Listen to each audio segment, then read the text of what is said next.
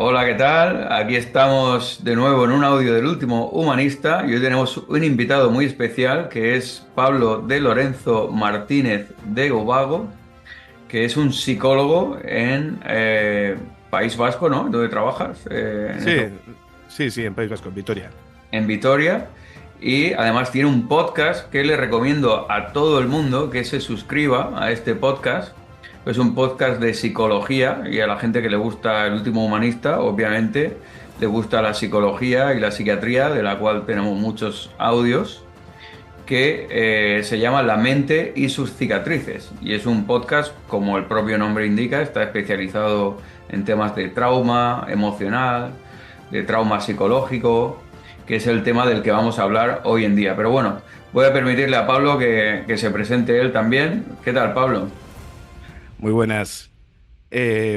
Nunca se me ha dado bien presentarme, pero podría definirme como, bueno, llevo 10 años en la profesión de psicólogo terapeuta, psicoterapeuta, y desde hace 6 barra 7 años empecé a especializarme en temas de trauma complejo, temas de maltrato, y creo que es apasionante.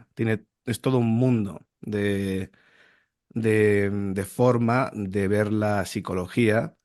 Y es una corriente que, bueno, no deja de ser, creo que la están bautizando últimamente como terapia integrativa o integradora.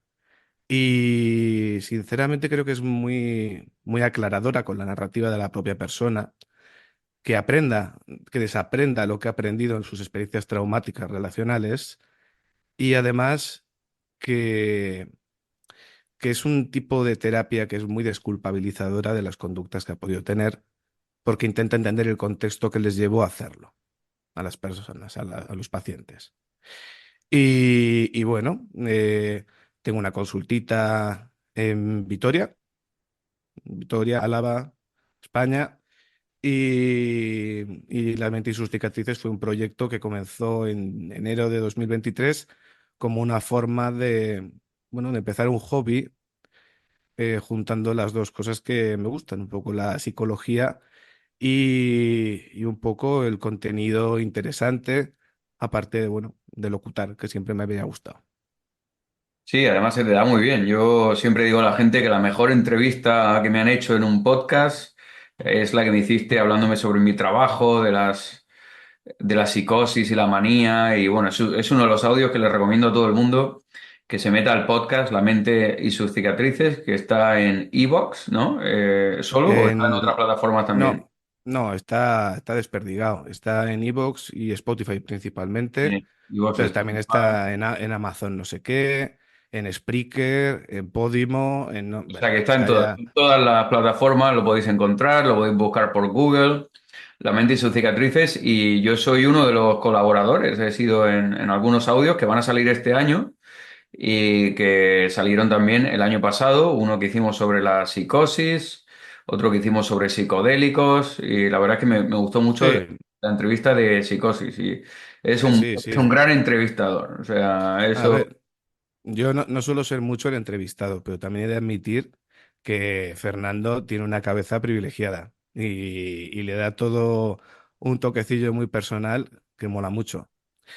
Y ya te digo, si quieres puedo en primicia contar un poco de qué van a ir los dos episodios que hemos preparado ya para la segunda temporada de mi programa, que empezará en enero. ¿Quieres que lo comente? Sí, hablamos un poco para que la gente se anime y se los escuche. Sí, bueno, no sé exactamente cuándo se emitirá porque la temporada Nosotros, tendrá he de 30. decir que nosotros nos conocimos a través del podcast, precisamente, ¿no? Creo que fue un oyente en común que te sugirió el No lo podcast, sé. el último Algo, momento. algo así, algo así. Y luego te di un poco la chapa a ver si pero fuiste muy agradable. No todo el mundo es tan accesible. Eso se agradece. Bueno, pues un poco como adelanto para que sepáis, Fernando fue o ha sido o será entrevistado bueno, a partir de enero en mi programa, En la mente y sus cicatrices, con dos temáticas súper interesantes. La primera, y que creo que además merece, yo creo que hasta bueno, me molaría mucho que lo ponga en su propio canal, porque es que de verdad merece la pena. Es un análisis un poco un poco somero sobre las alucinaciones en general y nos basamos mucho en el libro de Oliver Sacks, famoso neurólogo recientemente fallecido, con el mismo nombre, Alucinaciones. Y la otra entrevista que le hice a Fernando es, bueno, es muy interesante también porque es parte de su trabajo, que es la, la estimulación magnética transcraneal, lo tocamos un poco, tocamos la lobotomía también, no como técnica actual, sino como aberración un poco en el intermedio de la neurología, la psiquiatría, donde estaba todo un poco mezclado, y también sobre el tema de la terapia electroconvulsiva. Y esos son los dos episodios que realmente os recomiendo que los escuchéis, porque Fernando está ahí. Y si os gusta Fernando, Fernando estará. No, está bien además ponerse al otro lado del micrófono y ser entrevistado. Y como digo, se nota que eres psicólogo, se nota que eres entrevistador y que eres un buen entrevistador, que te gusta esto y vamos, me quedé muy contento con la entrevista y sé que también vas a escribir un libro ahora, entrevistas. Sí, Y bueno, sí, pues no lo había comentado todavía, pero no pasa nada. Lo que estoy haciendo es preparar unas transcripciones de varios de los episodios con bastante fondo, mezclado con explicaciones propias bueno, un poco de teoría psicológica desde la perspectiva en la que yo trabajo. Entonces, si cuando publique el libro, si hay alguna editorial al final, he hablado con alguna editorial, pero todavía estoy en proceso de creación del ejemplar, pues todavía queda tiempo. Pero bueno, en principio, bueno, yo te mandaré un ejemplar firmado a Chicago, a Boston, donde estoy ahora. a Boston. Sí, sí, sí, vale, me suena todo igual realmente. Muy bien, bueno, pues pondremos el link del podcast por si alguno quiere ir directamente al podcast de Mente y sus cicatrices de este episodio. Eh, Y pondremos el link aquí abajo en la sinopsis de este episodio, pero vamos a hablar del tema, ya, del que teníamos preparado para hoy, que es el tema del trauma complejo. Es decir, que en el último Humanista tenemos un audio sobre el trauma que sacamos hace 2 años, ya prácticamente, como pasa el tiempo, creo que incluso un poco más de 2 años. Y esto nos viene bien como actualización porque además en ese audio yo no hablaba del trauma complejo, porque en el DSM-5 se propuso, pero como no se ve la fenomenología como algo separado, aunque es muy distinto y la forma, en mi opinión, de presentar al paciente y de tratar al paciente es muy distinta, pero no se le diferencia todavía en el DSM, en el manual diagnóstico. Pero bueno, esto nos sirve como premisa de la primera pregunta: ¿en qué se diferencia el trastorno por estrés postraumático del trauma complejo? a ver, habría que hacer una diferenciación de base que creo que es muy importante. El trauma complejo también es un trastorno por estrés postraumático. Es decir, tiene todos los componentes, pero va más allá. El trastorno por estrés postraumático por trauma simple, ¿qué es la diferencia? El trauma complejo se compone de múltiples elementos relacionales y sociales, como llamamos Ts pequeñas. Una T pequeña es, por ejemplo, que tu madre no te recoja al patio. ¿Vale? No va a copar o a llenar ningún telediario con esa imagen de un niño solo en la puerta. Pero el niño ya empieza a interiorizar que algo está haciendo mal. El trauma complejo se compone de multitud innumerable de test pequeñas que acaban haciendo que el niño introyecte mm, conceptos, autoconceptos y sensaciones sobre sí mismo que son negativas. ¿Por qué? Porque, por ejemplo, si hay maltrato, el niño no puede entender tan fácil que sus iguales le maltraten. Va a tender a introyectar la culpa como manera de defensa y como manera de no perder la idealización. Si, por ejemplo, son los padres los que son negligentes. Esto por un lado. Y el trauma simple, que por ser simple no significa que sea más doloroso, que es lo que más la gente entiende por TEP, trastorno por estrés postraumático, es cuando, por ejemplo, ocurre un evento muy potente y puede abrir un telediario, por ejemplo, un atentado, una violación, un terremoto, algo que hace que el organismo pierda la sensación de que está en un mundo seguro. Entonces encontramos aquí los síntomas nucleares, que primero tiene que haber un evento traumático, en el trauma complejo también lo hay, pero está muy eh, laminado, está repetido, pero sin tanta fuerza. Como criterios también, los criterios nucleares para diagnosticar trauma en general, estrés postraumático, que puede ser por trauma simple o por trauma complejo. Para mí el estrés postraumático complejo es igual al trauma simple, pero con la diferencia que es relacional, principalmente, y tiene un montón de elementos que muchas veces la gente no lo recuerda con flashbacks visuales, sino con flashbacks sensitivos y emocionales. Te voy a poner diferencias. Una persona que ha tenido una violación o ha tenido un atentado terrorista, es mucho más fácil que tenga visualizaciones de lo ocurrido que una persona que ha tenido abandono afectivo. Porque la persona que ha tenido el abandono afectivo ha tenido muchas sensaciones de inadecuación, de sentirse poco valioso y no tiene una imagen fija que vuelva todo el rato. Entonces, lo que cambia en la persona es principalmente en el trauma complejo, como añadido, es que se da una atribución negativa a uno mismo y genera además lo que llamaríamos un crítico interno muy potente, que lo que busca es conseguir compensar esa falibilidad que tenemos.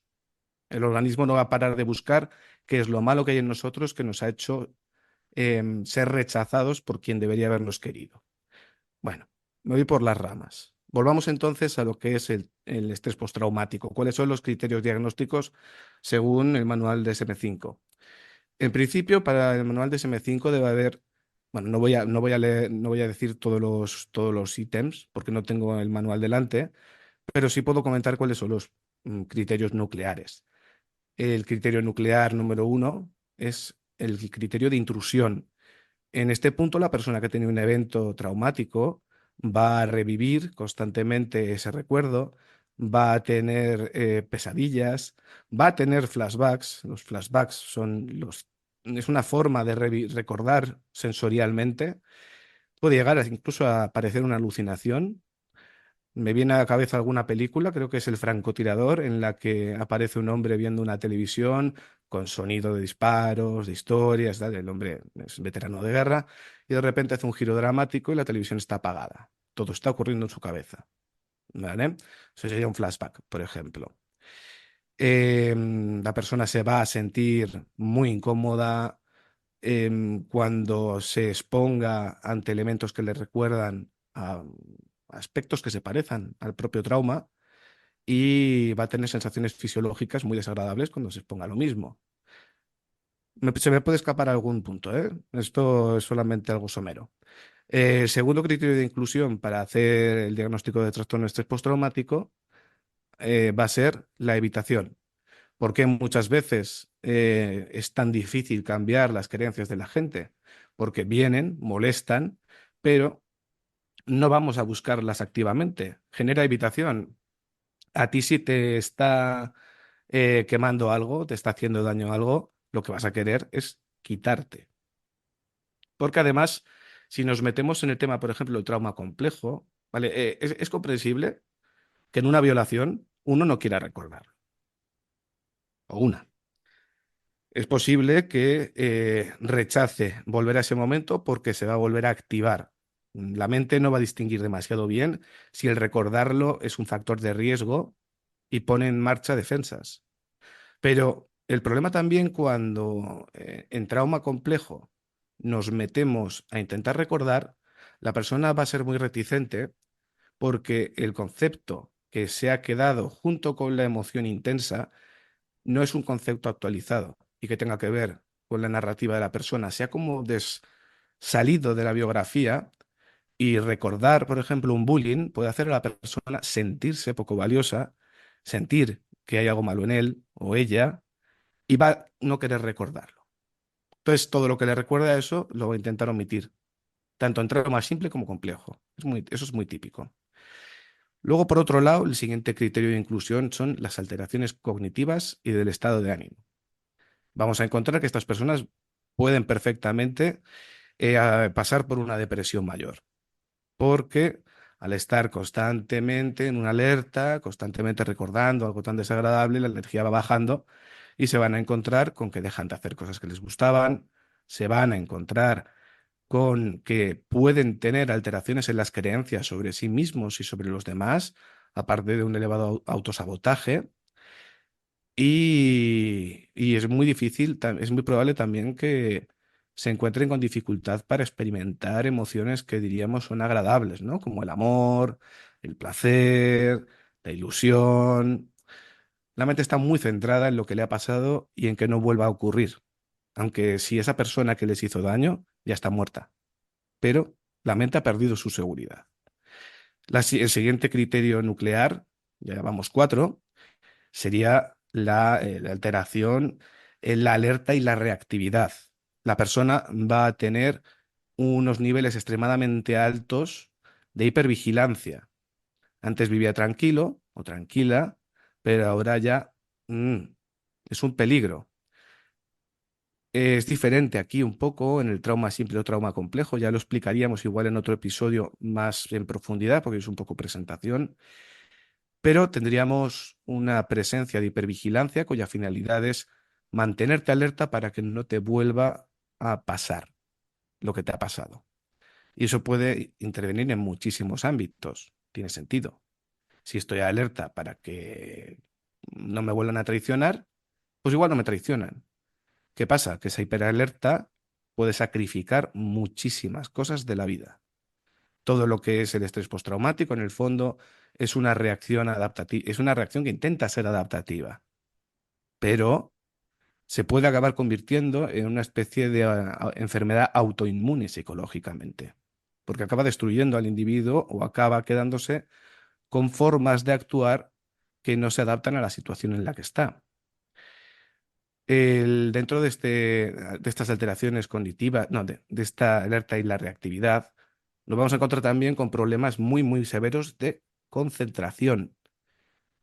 Claro, muchos niños con bullying y que tienen trauma suelen ser mal diagnosticados con TDAH, por ejemplo, pero realmente lo que tienen es una incapacidad brutal para concentrarse en lo que tienen que concentrarse porque su mente está todo el rato alerta a que no le hagan nada, alerta a el entorno, hacia el entorno. Luego también habría problemas del sueño, muchos problemas del sueño. La mente, sobre todo en el trauma complejo, se centra en resolver un enigma que es irresoluble y que parte de la curación viene cuando uno se da cuenta de que es irresoluble, que es que hay malo en mí para que me hayan hecho esto, quien me tenía que querer. La resolución básicamente es aceptar que nunca ha habido algo malo en mí que me hiciera merecedor de esos abandonos, de esos fastidios o de esas torturas emocionales que recibí, ya sea en la adultez, ya sea de niño o ya sea en cualquier momento. Remarcar que, bueno, el último punto que quedaría, que ahora explico un poquito cómo puede ir a peor un trauma, el último punto que podríamos hablar de la alerta y la reactividad es el hecho de que la persona va a tener reacciones de sobresalto mucho más frecuentes. Es decir, a esta persona le vas por detrás y le dices ¡bu! Y va a pegar un salto que igual da en el techo, cuando realmente no es algo que tendría que ser frecuente, porque está alerta, está con los nervios a flor de piel. Si me quedo con algún ítem o me olvido de algún ítem, disculpad porque lo estoy haciendo un poco de memoria. Luego, en base a criterios temporales, todo esto tiene que haberse mantenido un mes por lo menos después del acontecimiento traumático. Si estos síntomas se presentan antes de un mes, estaríamos hablando de un trastorno por estrés agudo, que se transmuta en trastorno por estrés postraumático cuando ya ha pasado un mes. Y si estos síntomas aparecen a partir de 6 meses, sin que haya habido síntomas antes, hablaríamos de un trastorno de estrés postraumático de inicio demorado. No me he metido con el tema de las disociaciones, porque esto es otra cosa aparte y tiene su propia historia y su propio sentido, pero tenemos que tener en cuenta que el trauma simple, aunque genere muchísimo dolor, es mucho más fácil de tratar que el trauma complejo. El trauma complejo ha destrozado la psique de la persona que lo ha vivido, si sobre todo lo ha vivido desde la infancia, si ha tenido unos padres negligentes o unos padres que no le han sabido dar cariño. ¿Qué internaliza el niño? En vez de pensar que sus padres no son válidos, su mente, que viene preprogramada desde el principio, no es capaz de internalizar. Mis padres no valen, mis padres son negligentes, mis padres no me van a dar lo que yo necesito. Entonces lo que hace es una especie de carambola, arriesgando un montón para mantener cierta sensación de control y mantener la idealización, que es internalizar la culpa. Pero porque hay una disonancia cognitiva. Si mis padres son maravillosos y son geniales, son protectores y están ahí, y son mis papás, mi mamá, que me quieren, pero luego me abandonan, me dejan de lado, me comparan con otros estudiantes, me comparan con el vecino, se burlan de mí, me apagan un cigarro en la cara. eh, Hay mucha variabilidad en todo esto y no todo es pegar. Hay gente que me dice que ojalá me hubiesen pegado, porque eso habría hecho que sea algo muy evidente en el maltrato. Pero todos esas pequeñas T's, pequeñas, ¿vale? La T mayúscula, como hemos comentado, sería ese atentado terrorista, que es un único ítem que marca a la persona, pero en el trauma complejo, como decimos, son muchas T's pequeñitas, ¿vale? Que lleva a que la persona Un internalice. trauma repetido durante el desarrollo. Eh, pero, puede, pe- pero claro, aquí estamos hablando de la formación de la vinculación, del apego, tan manido que es últimamente el tema del apego. Tampoco lo veo como si fuera el nuevo horóscopo. Quiero decir, el apego puede influir, pero la persona es libre de actuar. No olvidemos el libre albedrío, no somos robotitos. Pero claro, si una persona le, cuando está internalizando lo que vale y su propio valor, le están recalcando de forma implícita que no es digno de atención y que no merece ser querido, si no aprueba, si no escucha a papá o a mamá sus problemas, si no se parentaliza, por ejemplo, el niño acaba pensando que solo es valioso por lo que hace y no por lo que es. ¿A qué nos lleva esto? El niño no tiene una capacidad buena de autoafecto ni de autorregulación, porque los padres tienen que enseñarle eso.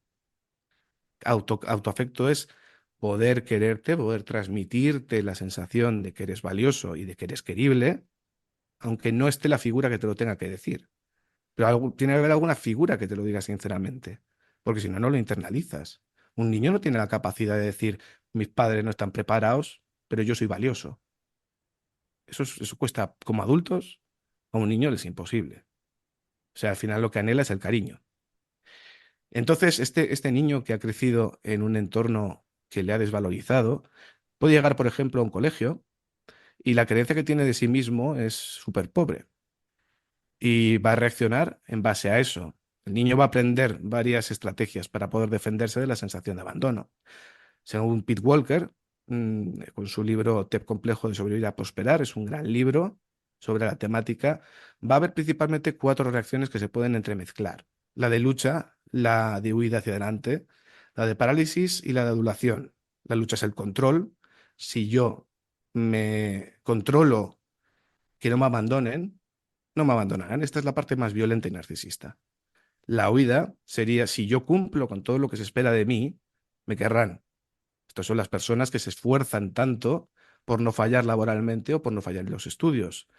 La parte de la parálisis es sentir eso e intentar disociarse en forma de drogas o en forma de adicciones, en forma de, bueno, no poder, no pensar en ello, es huir. Y luego hay otro punto que es el de la adulación y que este punto, si bien pudo servir igual en la infancia para que el niño se sintiese querido, que es la adulación es intentar agradar a todo el mundo a toda costa, porque eso hace que se reduzca la posibilidad de que te rechacen. Pero todo esto partiendo siempre de la base de que te sientes poco valioso, sientes que hay algo malo en ti. Esto escapa al razonamiento, porque con un adulto con trauma complejo puedes hablar y te va a decir, sí, yo sé que soy valioso, pero no lo siente. Ese es el problema principal del tratamiento, que la persona lo tiene interiorizado. Y eso es creado en las experiencias tempranas y en lo que se va repitiendo en la vida. Porque este niño que interioriza, hay algo malo en mí y tiene como una vergüenza o la timidez que podemos llamar como algo normal la timidez, pero la timidez realmente es una vergüenza hacia uno mismo, es una fobia hacia la propia persona y lo que puede exponer. Entonces esa persona va a llegar a un colegio y le van a hacer un globo sonda, no va a saber responderlo y puede ser señalado como víctima.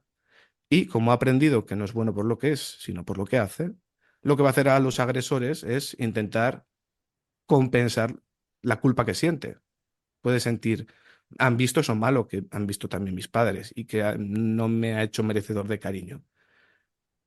Y aquí se empieza un círculo que puede llegar a la adultez en el que si, por ejemplo, esa persona se convierte en víctima de bullying, bueno, si no tiene ninguna figura que le dice lo contrario, esta persona va a ir destruyendo su autoestima cada vez más. Cuanto más vaya probando, intentando estrategias para que le quieran, y esas estrategias son negadas y le siguen maltratando, más va a entrar en indefensión aprendida y más va a sentir que de verdad hay algo inherentemente malo en él.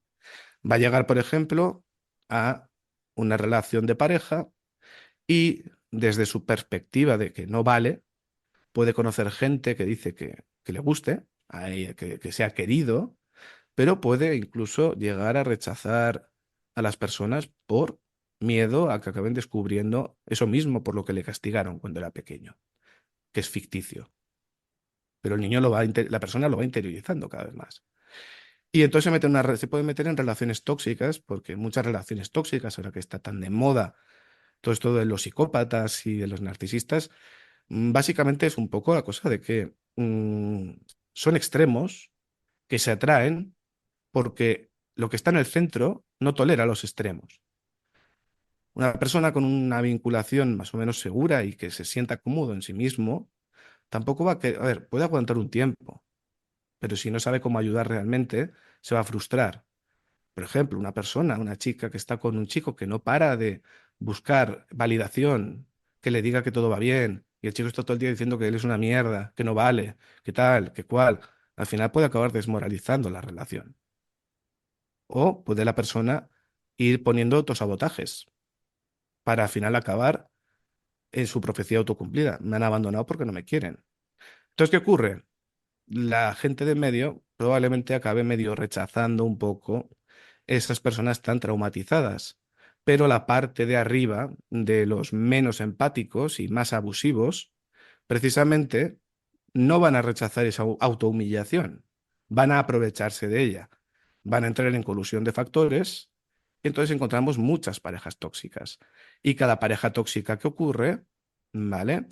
Y si se cumple el ciclo, la víctima sale aún más dañada, porque se ha vuelto a confirmar que no hay valor en ella. Y así vuelve a entrar en otra relación de pareja similar y su intención principal es intentar resolver el enigma básico, que hay malo en mí, que me hace ser rechazado o rechazada. Y va a haber una diferencia muy grande con el resto de la población.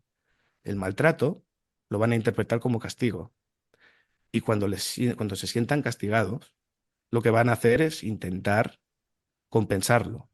Entonces, en estas personas, cuanto más dañadas estén, más van a intentar agradar a sus maltratadores y maltratadoras.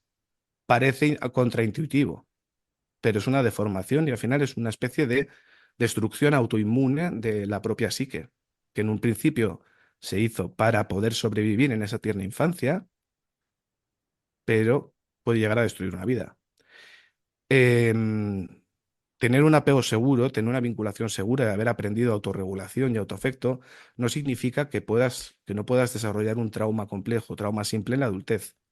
Pero hay una mayor alta probabilidad en las personas ya traumatizadas de que si viven un trauma, les genere una reexperimentación o una reactivación de un cuadro postraumático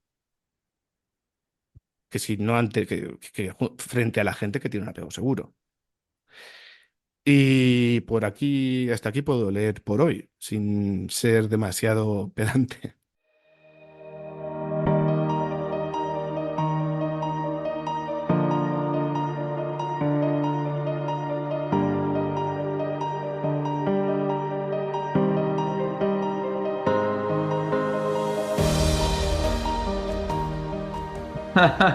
No, ha quedado muy bien. Digamos que ha dado una clase sobre el trauma complejo. Tiene un componente, es muy distinto. Yo creo que lo Sí, podemos poner, por eso lo propusieron como un subtipo de trastorno por estrés postraumático, pero no quedaba claro.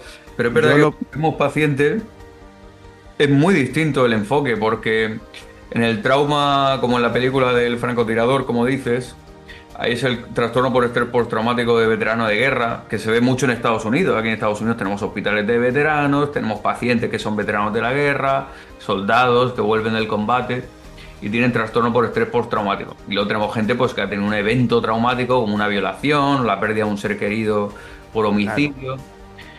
Pero luego tenemos el trauma complejo, que es lo más frecuente. Yo trabajaba en una unidad de trauma, de hecho, y lo más frecuente es el trauma complejo. Entonces eso está asociado con, como tú decías, esa introyección negativa de tus cuidadores, de las personas que tenías que cuidar, que viene Claro. mucho de conceptos de psicología psicodinámica, de Sí, sí, se ha Melanie Klein, convertido... ¿no? Melanie Klein, bueno, el apego de Bowlby, pero también Sí, el psicoanálisis de Melanie Klein.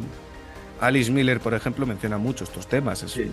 Es una gran Claro. teórica sobre estos asuntos. Y al no poder confiar y tener una internalización de tus cuidadores como objetos negativos, eso no te fías de nadie, no te fías de tus, ni de tu terapeuta, ¿no? Que se produce el fenómeno de la terapia de la transferencia, donde tu terapeuta, pues te enfadas con tu terapeuta o tienes problemas con tu Sí, terapeuta. pero porque puedes pensar, o sea, al final tú sientes que eres quien eres, pero si Claro, tu terapeuta te dice, tú vales la pena, tú vas a claro, decir, este tío es idiota, si no sabe quién soy, si no claro. sabe lo que he vivido, si no sabe lo mal que he caído, pero es que realmente es falso, es solamente que se internaliza la culpa como una forma defensiva o como una especie de perversión para evitar sentir la disonancia cognitiva que genera que quien me tiene que querer me trate mal.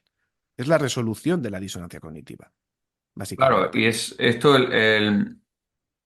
lo que iba a decir es que también fenomenológicamente te produce un problema en el desarrollo de la identidad que se asocia, como has dicho antes, a trastornos disociativos, del que haremos un audio también de los trastornos disociativos, pero que van relacionados, la amnesia disociativa, la identidad disociativa y trastornos de personalidad también, por esta falta de identidad que se Ujú, asocia a veces con rasgos de personalidad límite, que se asocia mucho con todo esto, ¿no? Obviamente con ansiedad, con depresión. ujú. Pero en el manejo, la psicoterapia es mucho más compleja. El trauma complejo, psicoterapia compleja. Entonces mi pregunta Sí. es, ¿cómo manejas tú estas situaciones en psicoterapia? Esto igual lo hablamos en otro episodio, porque justo ahora tengo un paciente que estará a punto de llamar. Así que si quieres otro día hacemos Entonces otra entrevista dejaremos para tranquilamente. el próximo episodio el manejo del el trauma complejo.